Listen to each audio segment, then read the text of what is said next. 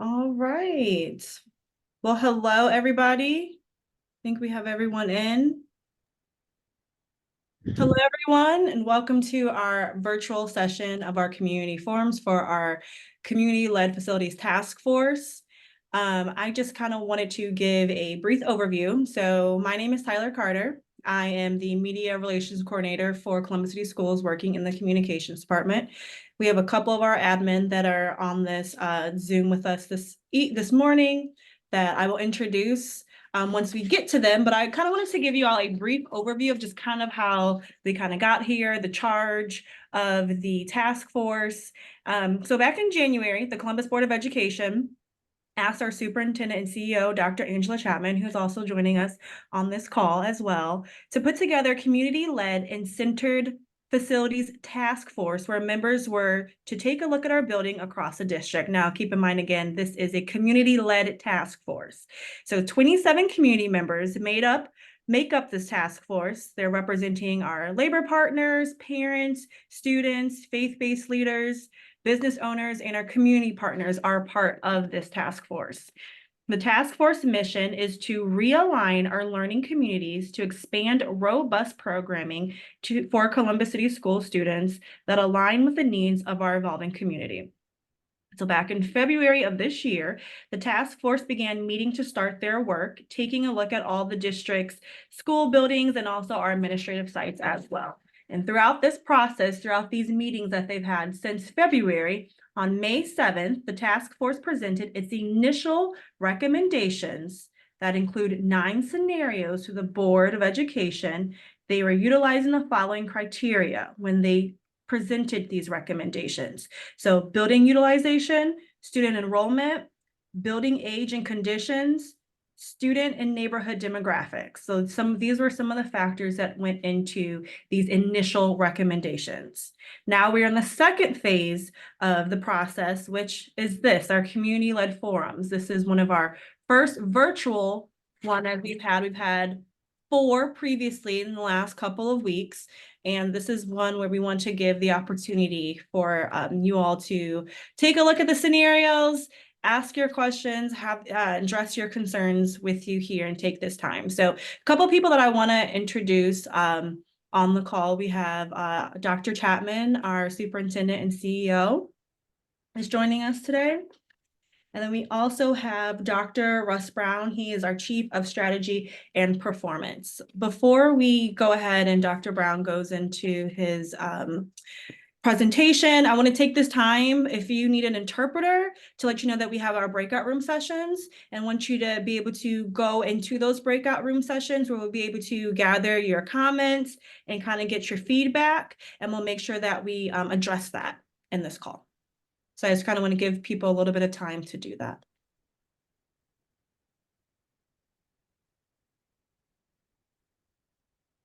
Tyler, we'll do the breakout rooms during question and answers. Okay. All right. Thank you. So Dr. Brown, if you want to go ahead with your... I believe we're doing the superintendent's video first. Okay. 1 second.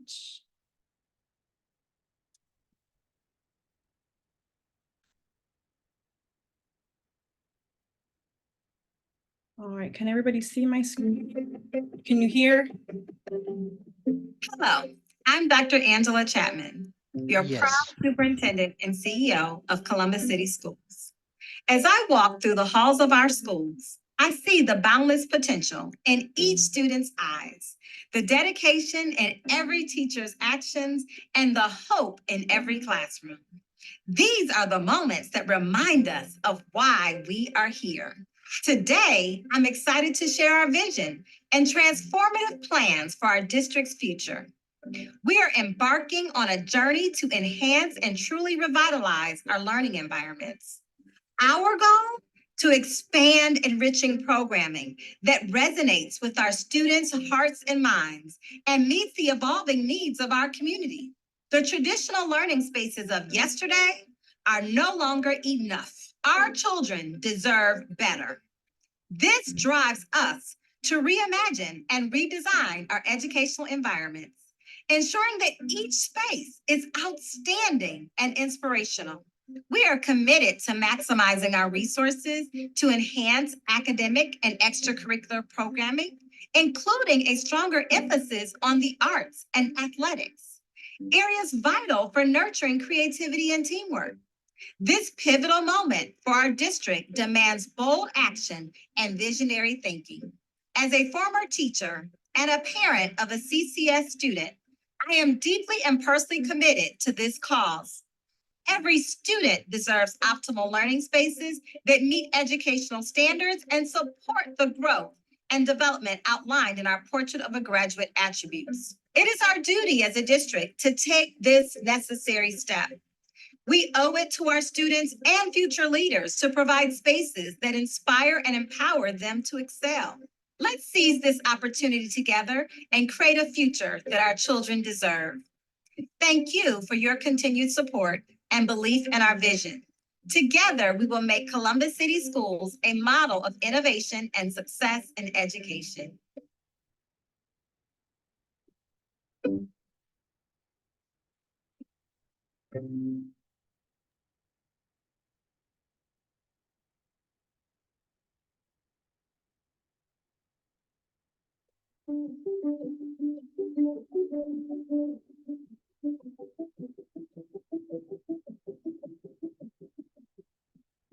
Columbus City Schools is transforming its approach to education under the leadership of Superintendent and CEO, Dr. Angela Chapman. The goal is to enhance academic and extracurricular opportunities, including arts and athletics. On May 7th, the Superintendent's Facilities Task Force presented initial recommendations to the Board of Education, outlining 9 scenarios to align facilities with this vision.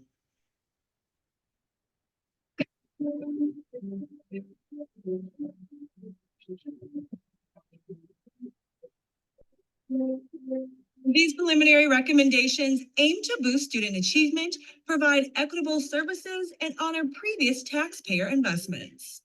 As a district, we are realigning learning communities to enhance student enrichment and meet community needs, redesigning district learning spaces for future-focused education, maximizing resources for robust academic and extracurricular programs, including arts and athletics, and our commitment to creating optimal learning environments aligned with our Portrait of a Graduate attributes. Let's dive deeper into each scenario. Under Scenario 1A and Scenario 1B, some schools on Columbus's southeast side will undergo changes. In Scenario 1A, Marion Franklin High School will combine with South High School to form a bigger regional high school for 9th through 12th grade students. Marion Franklin High School will become a regional middle school for 7th and 8th grade students from South High School. Buckeye Middle School, which was built in 1962, will be replaced by Marion Franklin Middle School to serve all 6th through 8th grade students. Some elementary schools will transition to K through 5 or consolidate. As a result, some schools like Buckeye Middle School, Fairwood K through 6, Siebert K through 6, and Moeller K through 6 will no longer be operational in the future. In Scenario 1B, South High School and Marion Franklin High School merged to create a single regional high school at South, catering to students in grades 9th through 12th. Buckeye Middle School will stay open and welcome 7th and 8th grade students from South High School. Fairwood, Siebert, and Moeller Elementary Schools will join nearby schools in the area. In Scenario 1B, Marion Franklin High School, established in 1951, along with Fairwood, Siebert, and Moeller Elementary School, serving grades K through 6, will eventually no longer be in operation. In Scenario 2, students on the west side will undergo changes. Starling K through 8th will become Starling K through 5th, and students in grades 6 through 8th will attend traditional middle schools. West Broad, built in 1914, Valley View, built in 1957, and Lindbergh Elementary, constructed in 1958, would consolidate with other area schools and eventually close. Scenario 3A proposes changes to the Columbus Gifted Academy program at the 126-year-old Everett facility. The program for grades 6th through 5th and 6th through 8th would be split between Oakland Park Elementary School and Dominion Middle School. Cranbrook Elementary, built in 1957, and Hubbard Elementary, the district's second oldest school building, built in 1896, would be consolidated with other area elementary schools and in time closed along with the current Columbus Gifted Academy site built in 1898.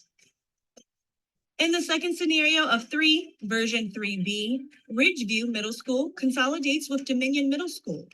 Columbus Gifted Academy students would relocate to Ridgeview, and the Columbus Gifted Academy site would close. Cranbrook and Hubbard Elementary Schools would consolidate with area schools, and those sites would too close.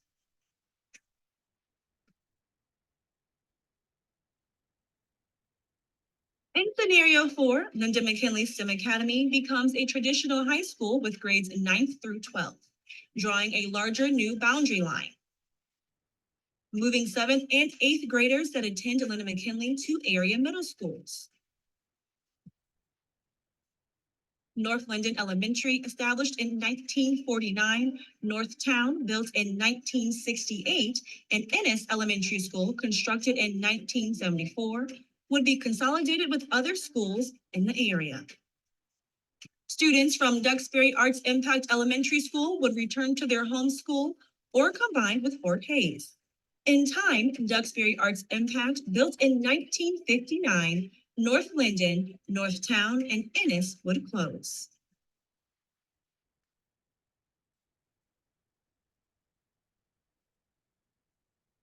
In scenario 5, Eastmore Academy students would move to East High School, adjusting the boundary lines of East.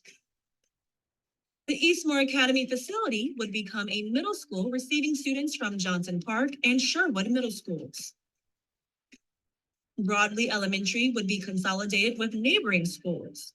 Sherwood, built in 1965, Johnson Park, and Broadley, both schools built in the 1950s, would be closed in these scenarios. Scenario 6 presents 2 potential recommendations. In the first version, Scenario 6A, Columbus Alternative High School moves to East High School, and the 98-year-old building on McGuffey Road would close.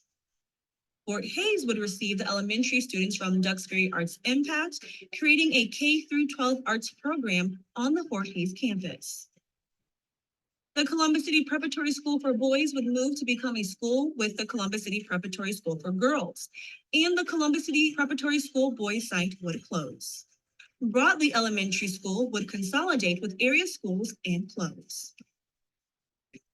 In the final initial recommendation, Scenario 6B, Columbus Downtown High School merges with Fort Hays Career Center, creating a single career tech center. Columbus Alternative High School moves to Downtown High School, and the building on McGuffey Road closes. The Columbus City Preparatory School for Boys site, built in 1962, would move to become a school with the Columbus City Preparatory School for Girls, and the Columbus City Preparatory School Boys site would close. Broadley Elementary School would consolidate with area schools, and that site would too close. We deeply care about the well-being of our students, families, staff, and partners in this community. Therefore, we are dedicated to making sure that their valuable feedback is taken into consideration while evaluating these preliminary recommendations. Please join us for our district community forums, gallery walks, and virtual conversations throughout the month of May. Scan the QR code on your screen to see a complete list of locations, dates, and times.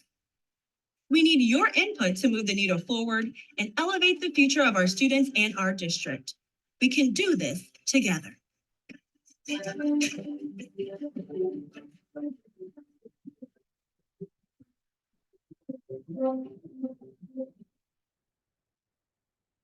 Okay. Instructions. So just to reiterate, that was a video, 2-part video that we all shared with you, outlining our superintendent's vision coupled with the 9 scenarios from the initial recommendations from our task force. So I want to go ahead and pass it on over to Dr. Russ Brown. Good morning. And I think you should be able to see my screen now. I'm going to add a little bit more information to what was already presented in terms of sort of the history of the task force and the work that's been done and some of the context that was behind it. So, in addition to, the community forums and the gallery walks, we really want to make a point to level set on what we do and don't know at this point related to the Superintendent's Community Facilities Task Force. One, again, want to start by thanking everybody that has contributed and given us feedback to date, and have shown up at the various events to lend their voices to the conversation. We understand that this process is difficult, and your feelings of uncertainty and concern are not overlooked. We've heard those. We want to continue to hear from you as the process continues. We would also like to thank the task force members who continue to work to hear and analyze your feedback that we consider as their final recommendations. The work to date was based on data that was available in the system. They knew that at a certain point the task force was going to need to hear from the community to inform its final decisions, and we're to that part of the process where we really want to hear from folks before we have them finalize their decisions. Again, Tyler mentioned it earlier in terms of the levy and the statement of facts. As a reminder, our board policy 7105 determines what has to happen if we're going to consolidate or close schools. It requires that a task force be comprised of internal and external participants, and that's created by the superintendent and then approved by the board before it takes action.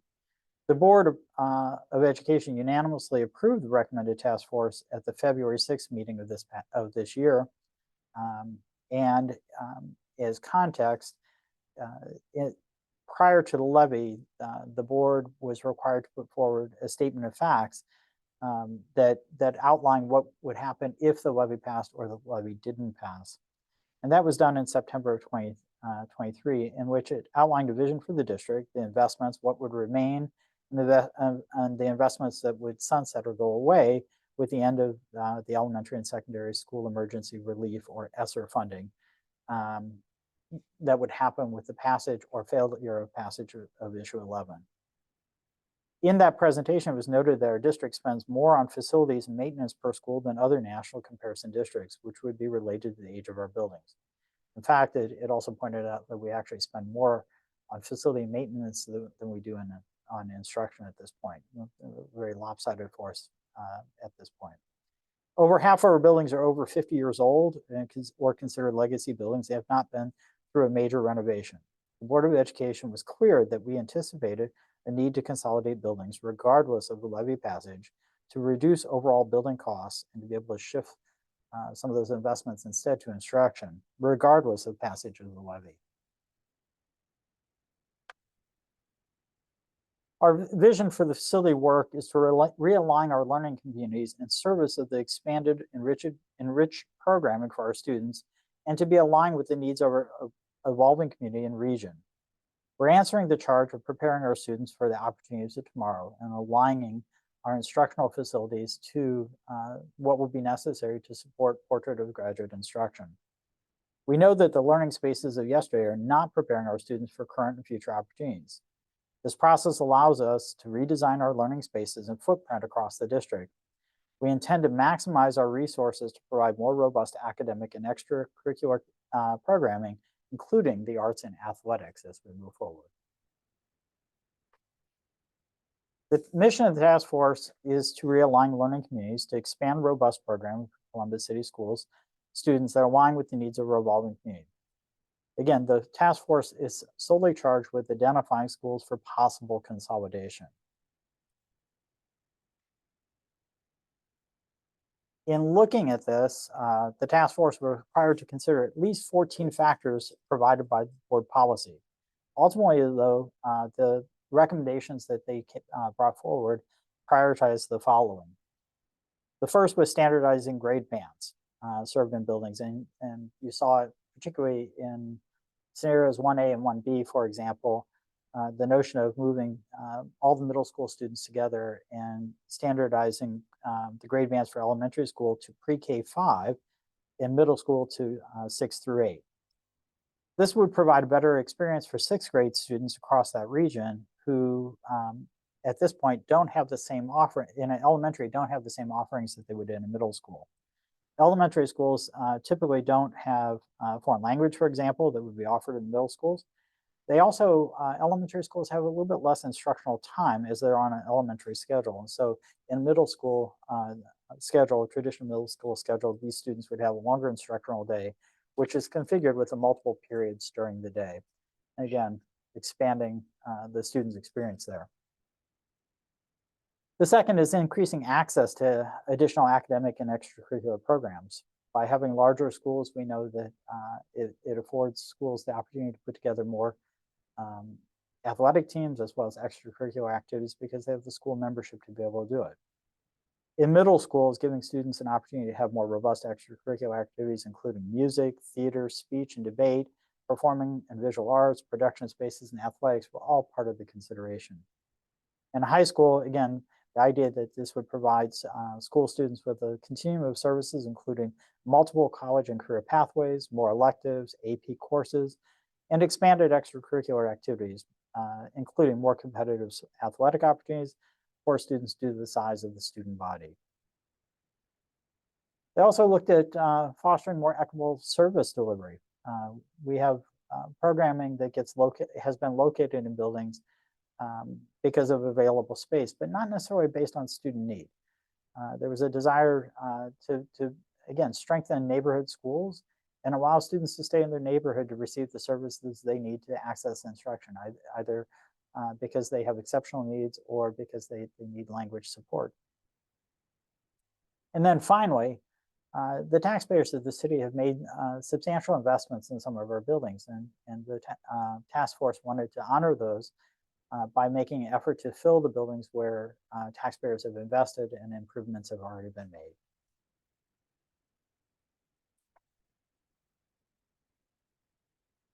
So at this point, phase one of their work is complete. The task force recommended its initial recommendations to the board, and they were looking primarily at building utilization, student enrollment, the building age and conditions, and the neighborhood versus bus student enrollment. Again, they looked at these factors and then looked at where consolidation might be possible, knowing that they would need additional feedback from the community and qualitative information to be able to finalize their recommendations to the board and the community as a whole. So while you've seen the initial recommendations before, it's important to know that the proposed scenarios align to our 6 learning communities within CCS. You'll see the proposals across all areas of the city, and no particular neighborhood or area of our city is being unfairly targeted. In addition, you'll see that the proposals impact both assigned neighborhood schools as well as the schools that are 100% lottery by nature. This work is about moving toward a district where all students attend a school in which has an optimal learning environment, both for the teachers as well as optimal teaching environment for our teachers, pardon me, students and teachers there.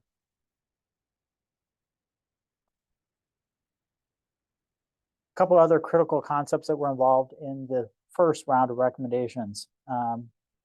Some scenarios have multiple options, and some scenarios can't happen at the same time. They can't be co-accomplished.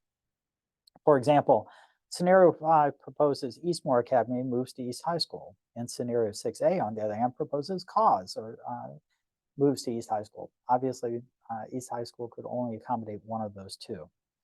It's, I think, important for folks to see that because it shows that community feedback is an important part of this process. That, clearly they were considering multiple options here, and it's an opportunity for the community to give feedback to help shape which of those options would be most helpful moving forward. Also highlights that we have some underutilized resources in the district, great facilities with low enrollment. East High School is a building that's been renovated. It's a lovely facility and unfortunately has low enrollment. This would be an opportunity to take advantage of that space. We want to ensure that our programs are programs that our families want and are producing best results are located in facilities that we've invested tax dollars in for restoring the building and making it a 21st century learning environment.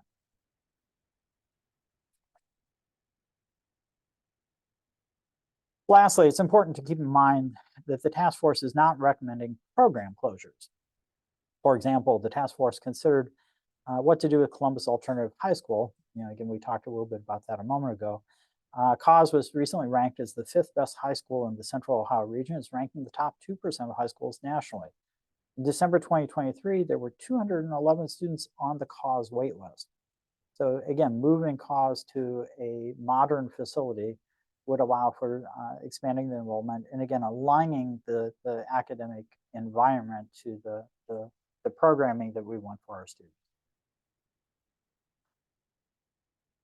The task force is now in phase 2 of its work. And phase 2 includes participating in community forums and analyzing the feedback that they received. Yesterday, the task force met and they began to review the preliminary feedback from the surveys and community forums to date, knowing that we'll receive additional information as we move forward. They're going to review academic facilities for consideration. They'll be applying academic programming, community feedback, and neighborhood demographics into the considerations for the final recommendations. Presenting the final recommendations, presentation of the final recommendations to the board is expected in the latter part of June. These are some pictures from the community forums as well as the gallery walks that have occurred so far to date. We've heard some frequently asked questions and might want to address those right off the bat. Throughout this engagement process, there are a few questions that just keep bubbling up and so we'll just answer a couple of those right off the bat. Does the realignment mean larger class sizes? No. For our association contract, there are limits on class sizes.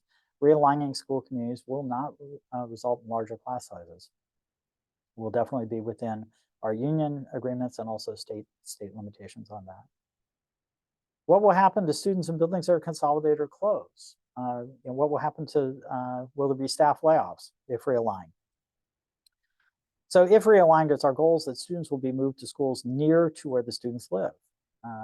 Families may also choose to select a school for the school choice lottery. We do not anticipate staff layoffs as personnel will be required for the same number of students as they move. And then finally, why isn't the district using levy funds from issue 11? Funds from the levy passed in November protect more than 200 student support positions, and they allow the district to expand pre-K classes at 6 sites.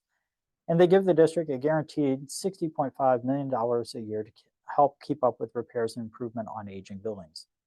This money, the levy money pays for school counselors, social workers, bilingual liaisons, more pre-K classrooms, and building maintenance. We have an FAQ site on the website that will continually update with, again, the frequently asked questions as we move forward. We had a timeline that was outlined with the community task force. We meet from February through June with a goal of meeting twice per month in different sites around the community. Yesterday, they met at the Library of Whetstone.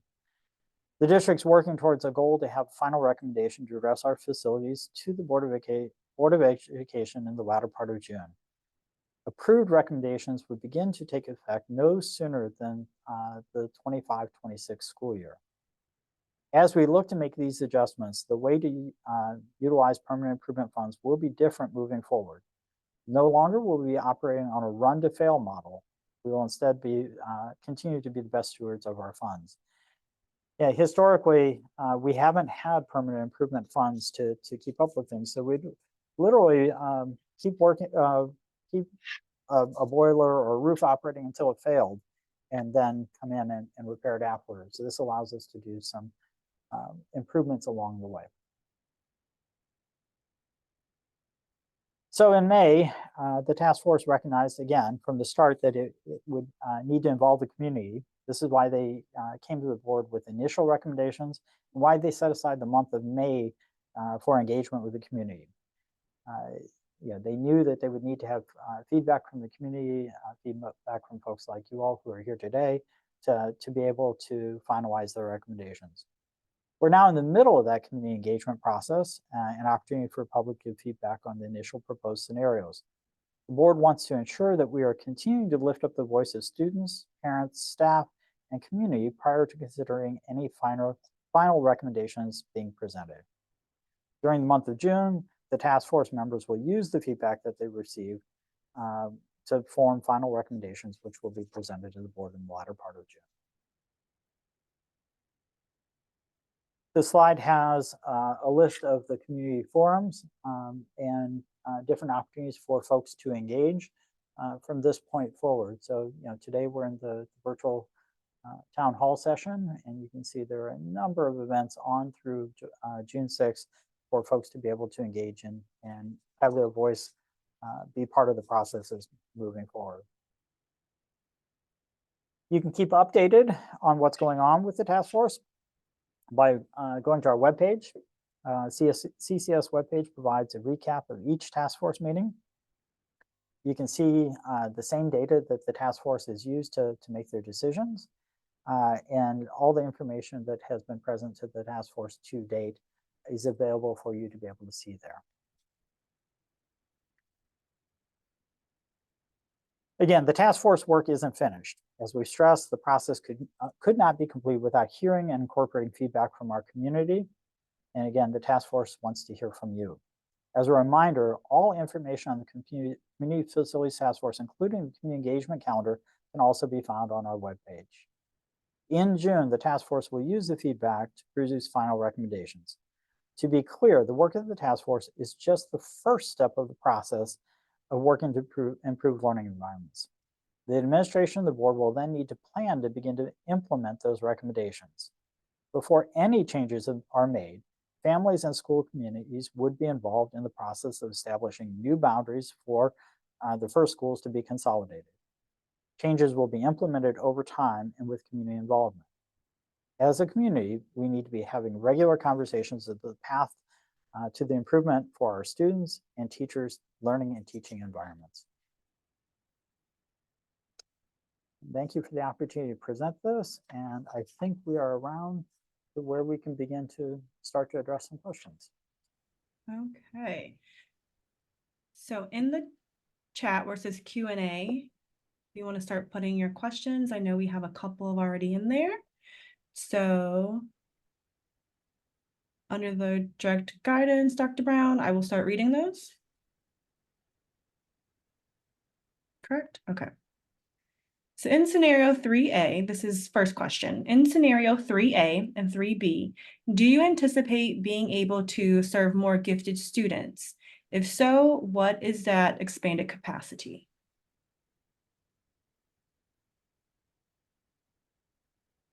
It looks like Catherine is typing an answer to that right now. All right. I'll move on to the next question. In scenario 5, moving Johnson Park in Sherwood to Eastmore does not make sense given that the building is older. 54 versus 58 and 65. And that would put the building right at capacity. It's more so. I think that's more a statement than a question, and thank you for that feedback. Next question. Thank you for doing this important work. As a family ambassador of cause, one of the questions I'm hearing from families is how space for the arts could be imagined at Columbus Downtown. Theater, music, and choir and appropriate performing spaces are very important to the well-being of our school, especially as we do not have sports.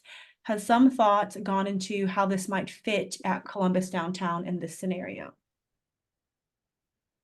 So I can speak to what I heard the task force considering in that. They were aware of the needs for art spaces. They also considered the availability of spaces in the downtown area that might be able to be accessed and used by Columbus Alternative High School if they were in the downtown high school space.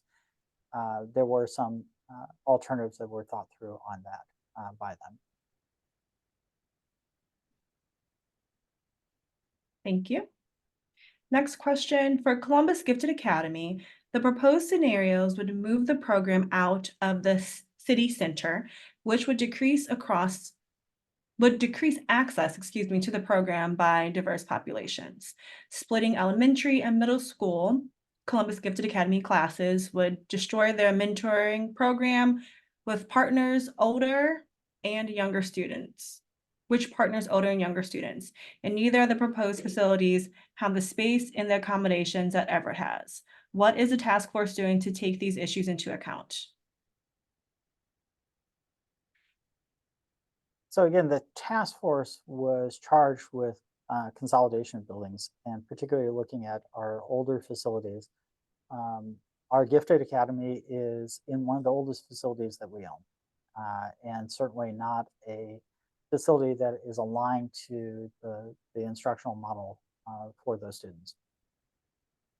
The desire was to move students to settings that have been more modernized. And so in both cases, both scenarios, I think, involve students to more modernized facilities. They looked at two options there. The one option does involve splitting the program to an elementary program and a middle school program instead. I think that they were interested in hearing feedback about some of the concerns folks would have with that, or some of the advantages they might see in that. Again, for the middle school students, it would likely increase their instructional time and might actually afford some additional opportunities for them. For the elementary students, again, it would be aligned to a typical K or pre-K-5 environment for them. But certainly do appreciate the feedback about a concern with how that might impact mentoring opportunities for students across buildings. Thank you. Sorry, I lost my placement. All right, so in the scenario that includes cause, are you taking into consideration possible expansion of the program and the wait list when you view the location selection? My understanding, downtown has a size restriction that keeps cause capped at what it currently is. The task force, when it was looking at this, actually saw the potential move to downtown high school as an opportunity to expand cause. So I think they saw it as an opportunity to actually expand the number of seats available at cause as we move forward. That was one of the appealing things about that potential solution for them. Thank you for that question. How will the district work in scenario 4 to retain as many families as possible given the large influence of charter schools in that part of town? Well, that question I think actually applies to all these. Yeah, that certainly we are very interested in retaining and growing our enrollment over time. And it is, I think, a reasonable concern about students picking other places to go, students and families.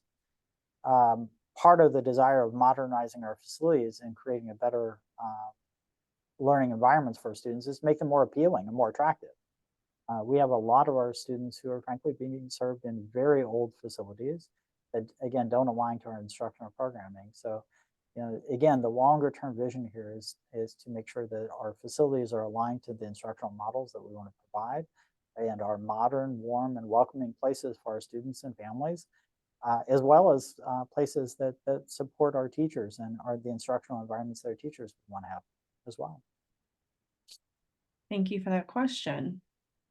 What is the cost of repairing the building to bring it up to standard rather than pushing it to other schools? Has this been considered? This question, I'm not sure which building. I believe this is the cause building, if this is the same person asking the question.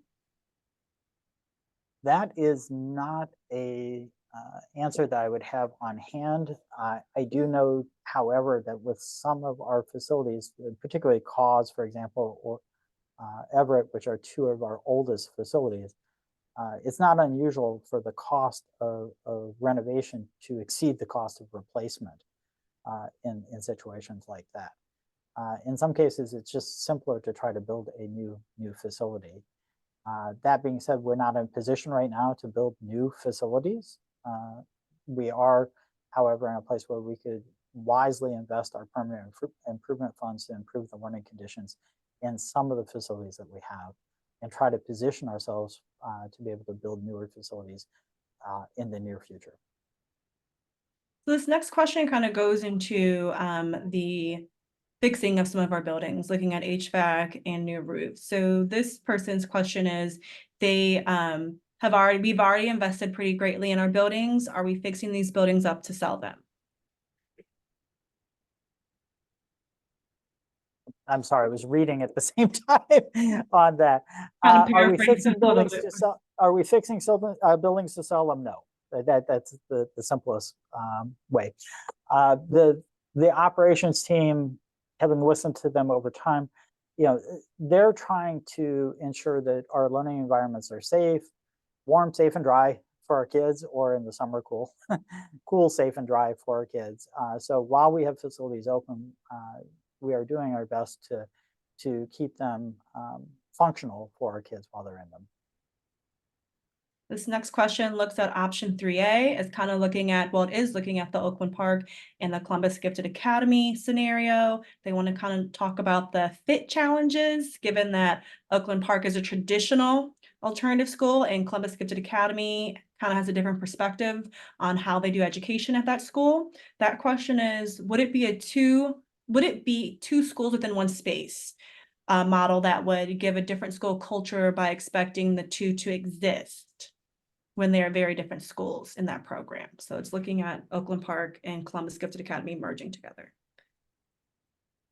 I think that would fall, again, out a little bit outside the task force on that. This would be part of the implementation connected to the board and the administration. The task force is, again, looking at consolidation. As they were thinking through that, I believe they were looking at that as essentially a school within a school, separate programming within a school and running parallel within the building. But that would, again, the actual implementation of that and how that would look would fall upon the administration to make happen if that implementation or that recommendation were to be carried forward. Next question is looking at scenario 3A and 3B. Have we given any thought when we would place special needs classrooms at Cranbrook Elementary when Gables, Winterset, Clinton are already at capacity? So the scenarios or the placement of programming is applicable both for special ed as well as ESL or folks who are learning English as a second language. Oftentimes we have clustered students and put them in available spaces in our buildings instead of serving students in their neighborhood schools. And so I think we are trying over time to make sure that instruction is accessible to students in their neighborhood so that they're not required to travel across town to be able to receive the instructional services they deserve. So I don't know that as we move forward that self-contained classrooms will always be the model that we use. Obviously in special ed, there are some places where self-contained classrooms are necessary, but oftentimes students are better served when they are served with their peers with services to support them. This question also looks at Columbus Gifted Academy. So this person's question, kind of going back to looking at why aren't we looking at replacing some of these buildings? If these are just the task force recommendations will not take effect for a few years after the final version is agreed upon, why are we not looking at replacing some of our older facilities? Well, I think we would love to be able to replace some of our older facilities, but again, right now we do not have a bond or levy in place to be able to have new construction funds. Whether or not by, again, wisely investing our permanent improvement dollars and not continuing to invest permanent improvement dollars in incredibly old buildings that are very, very expensive to maintain might afford us the opportunity to be able to jumpstart some new construction for new buildings. This, again, in order to be able to get to the vision that the superintendent's talking about, we have to be able to reduce our overhead somewhat to be able to get there. It's like the painful first step you have to do to be able to get where you want to be in the long run. Right now we have capacity for about 58,000 students, but we're serving about 46,000. We've got about 10,000 seats. That's about a fifth more capacity than what we need. And that's very expensive to maintain. And again, it takes away from instruction, it takes away from investments that we can make in other areas to improve student experience. So we need to downsize. We also, this is another question that sort of bubbled up. Hey, the city is growing. We've got all these people coming here. What does that mean for enrollment? We've had 2 different independent enrollment projections done, and as well as some folks have looked at demographic shifts in the city as well. We're not anticipated to grow anytime soon. We're actually anticipated to have a slight decrease in our enrollment. So this challenge in terms of having excess seats is actually going to grow over time. And so, we can keep spreading those permanent improvement dollars thin and investing in incredibly old facilities that are expensive, or we can begin to try to pivot in such a way that we can begin to position ourselves for new construction over time. Thank you for that question. Next question goes into looking at some of these initial recommendations of the schools that are looking at to be consolidated or either closed, wanting to know how has the task force gone ahead and had dialogue with stakeholders and community members who may not be able to attend these meetings, especially when some of them may work during the day. So I've seen, in terms of the community meetings, forums, et cetera, I think the team has tried to provide a wide array of opportunities for folks, morning, afternoon, evening for those, virtual opportunities like this for folks to engage. In addition, listening to the task force, these are folks who are in the community and often have relationships to different community groups and are out there, again, gathering information as they interact with folks in their churches or in their community organizations. Trying to gather additional information. But that being said, again, if there's a way folks can sort of spread the word, encourage people to give feedback, the more we hear from the community, the more helpful it's going to be for the task force to be able to inform their final decisions. Question kind of looks at lottery versus our schools that are neighborhood schools. So wanting to know, do we have any idea how it would work for students that are currently assigned to a homeschool, for example, Ridgeview, that may be combined with another school, for example, Dominion, if they have been requested in the school choice lottery? Any difference for the students that are not registered for the lottery and are just assigned to homeschools to move to another school? So this is something I don't think we've talked enough about. Again, at the front of this presentation, we talked about the first that any of these things would be implemented would be in the 25-26 school year, which means we'd have all of next year to begin to do some planning and additional engagement. So let's pretend for a moment that we were starting with Ridgeview and Ridgeview was going to get merged with Dominion. And there are a lot of students who go to Ridgeview based on address. So what we would do in the fall, if that were the case, would be bring together the communities around Ridgeview and Dominion and the neighboring middle schools as well to redefine the boundary for Dominion Middle School. And the community would go through a process of about 6 to 8 weeks to come up with a recommendation for what that boundary would look like and which students would go where. We'd want to do that in the fall so parents would know, hey, by address, this is where my student would go next year in the 25-26 school year. And you'd know that in the fall so that if you wanted to apply to lottery, you'd have that opportunity around Christmas time to be able to apply to the lottery process. It also then allows us to work with our teachers so that they'd have an opportunity to know where they're going as well. That whole year is built in just for that, to be able to engage with the people who are going to be impacted in the coming year so that they are fully informed about what's going to happen and have a voice in where those boundaries and what those decisions would look like. So again, the task force is charged with defining which buildings should be consolidated. That next process would involve, again, the community being immediately impacted if that were the start point. Thank you for that question. This next question kind of addresses or looks to, have we thought about overcrowding in schools with the class, what kind of classroom sizes will look like? Again, we have contractual limits on class sizes. We don't, in this consolidation, again, we've got about 1 extra seat for every 5 kids in the system. we could be much more efficient in how we use our space without overcrowding. By contract, we have limits on the number of students that could be in a classroom. We do not anticipate this leading to overcrowding of classrooms by any means. This is looking at pre-K sites. So we talked about how there will be 6 new pre-K sites due to the passage of issue 11. Will any of these sites now be closed or be considered for closure or consolidation? So again, I think there's not a desire here over time to expand the pre-K opportunities across the system.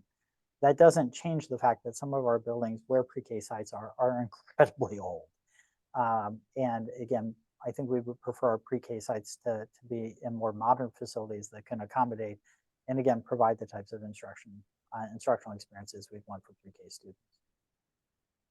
This one kind of looks to our safety and security measures. So with the consolidation, initial recommendations, have we kind of given any thoughts about how we kind of would handle that when it comes to safety and security, adding more into our school buildings? So, a minute ago, I spent some time talking about how we would use the 24-25 school year to engage the community with respect to where the boundaries would be if for example, a facility was closing and the folks who lived in that area needed to move on.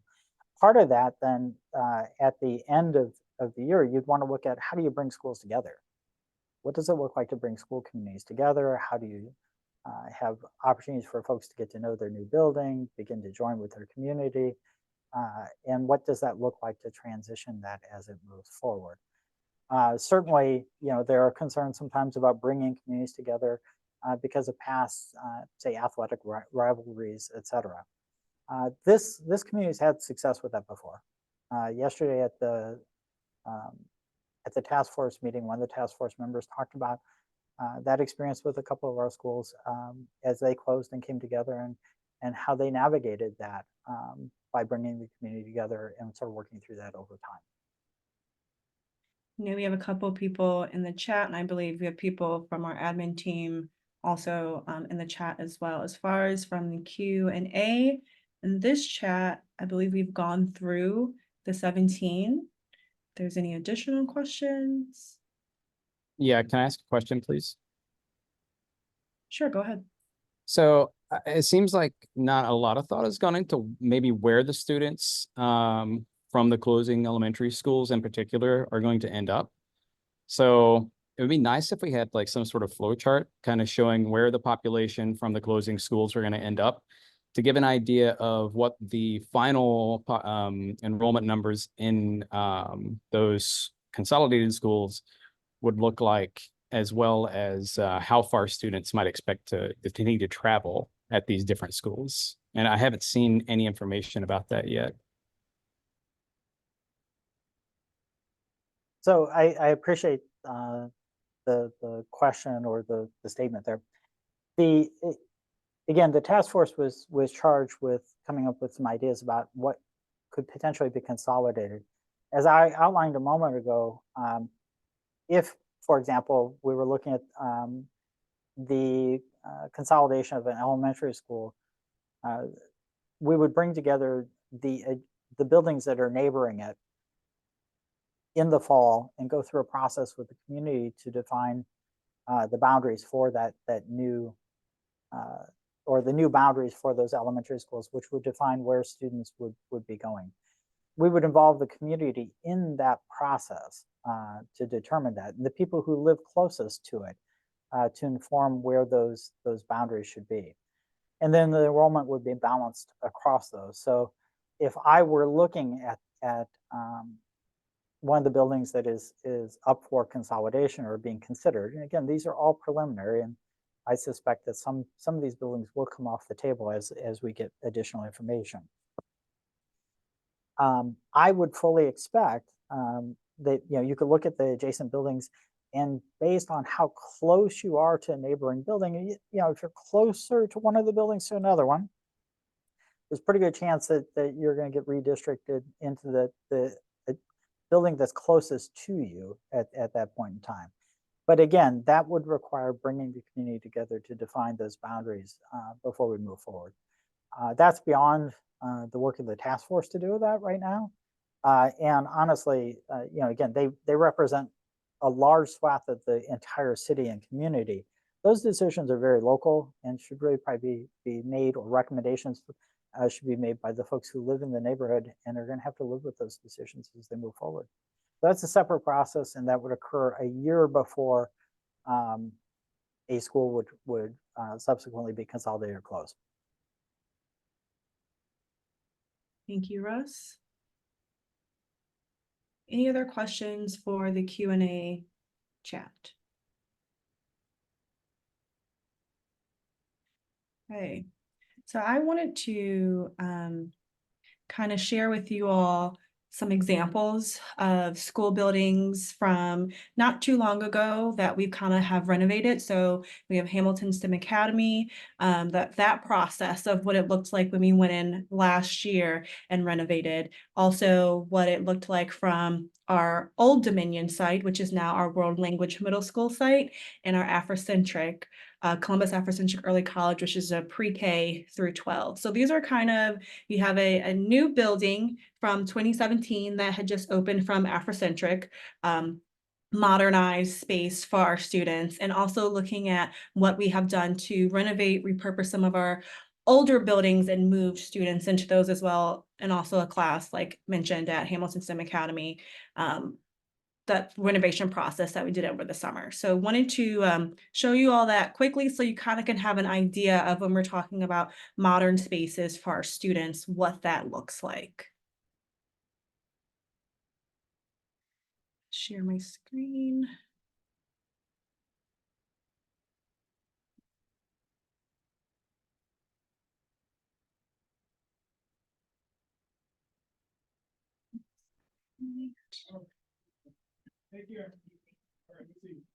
All righty. Go ahead and start.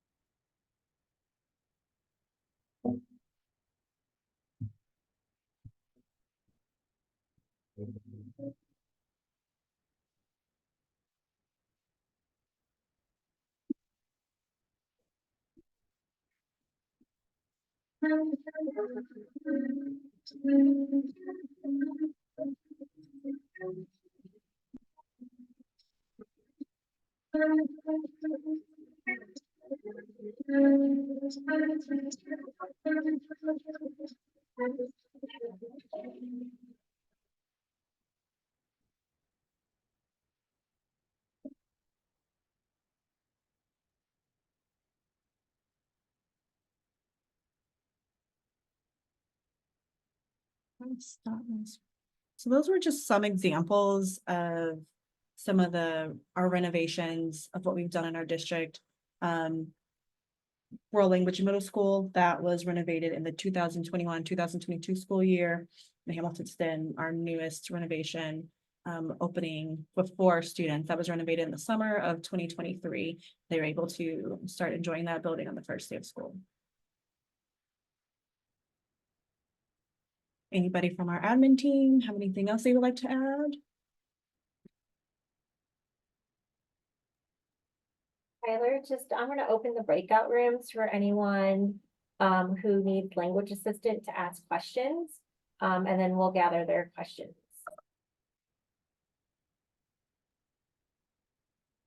All right.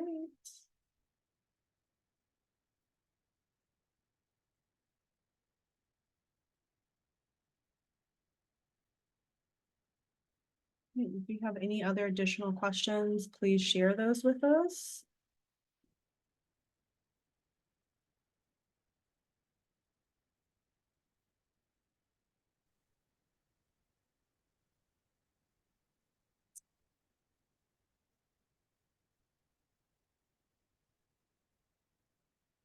Okay.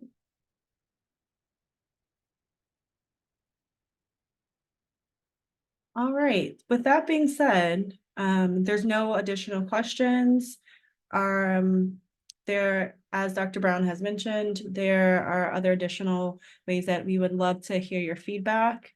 I know today was just one way to hear your feedback. I think I may have froze there a little bit because I saw myself on the screen.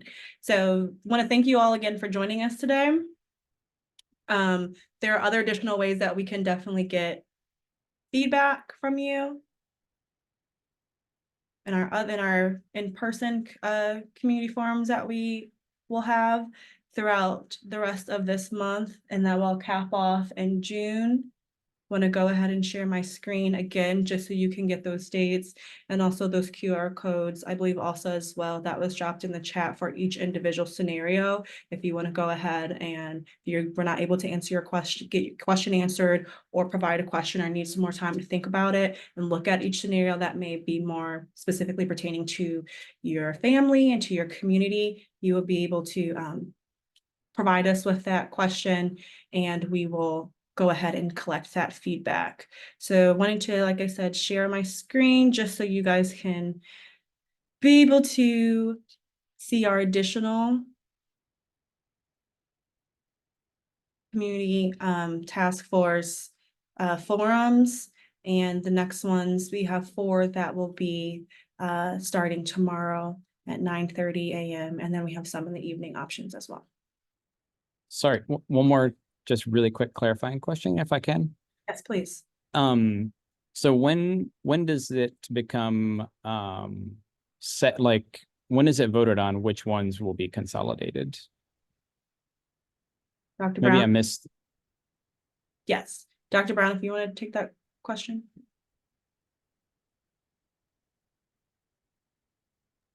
Sorry, I had mic off here. Latter part of June. Latter part of June, and Yep. that's before, so that is before you run through all the numbers of where kids are going to go, how far they have to go. Correct? The task force, again, came to a place where they have preliminary recommendations. They are taking additional information into consideration as they move forward. I, again, expect that some of the buildings are going to come out of the mix as we move forward based on community feedback and questions about, for example, transportation time and whether or not, the recommendation inadvertently was going to create a problem that they didn't anticipate. I mean, I think part of the value of engaging the community is that you hear things that you didn't think about ahead of time. Right. And it helps Yeah. shape things as you move forward. Again, their job is to think about consolidation.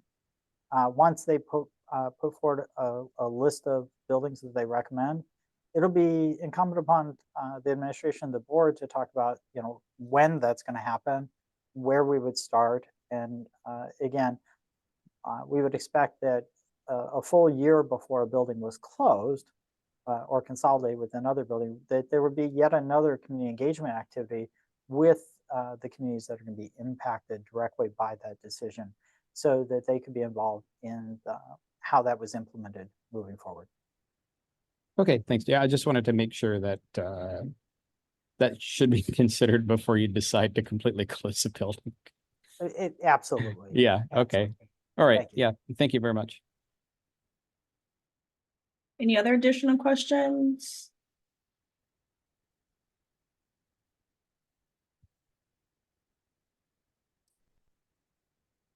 Okay.